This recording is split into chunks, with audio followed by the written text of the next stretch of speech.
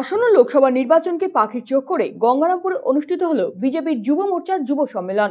মঙ্গলবার গঙ্গারামপুরের কালীতলায় একটি বেসরকারি উৎসব ভবনে যুব মোর্চার পক্ষ থেকে এদিনের এই সম্মেলনের আয়োজন করা হয়। উপস্থিত ছিলেন রাজ্য বিজেপি সভাপতি তথা বালুরঘাট লোকসভা বিজেপি প্রার্থী সুকান্ত মজুমদার, যুব মোর্চার রাজ্য সাধারণ সম্পাদক বিশ্বজিৎ রায়, যুব মোর্চার জেলা সভাপতি শুভ চক্রবর্তী, জেলা বিজেপি সভাপতি স্বরূপ চৌধুরী সহ অন্যান্য নেতৃত্ব। কিভাবে যুব মোর্চার কর্মীরা লোকসভা নির্বাচনে কাজ করবে সেই দিশা দেওয়া হয় এদিন। এই বিষয়ে সুকান্ত মজুমদার কি জানিয়েছেন শোনাবো আপনাদের।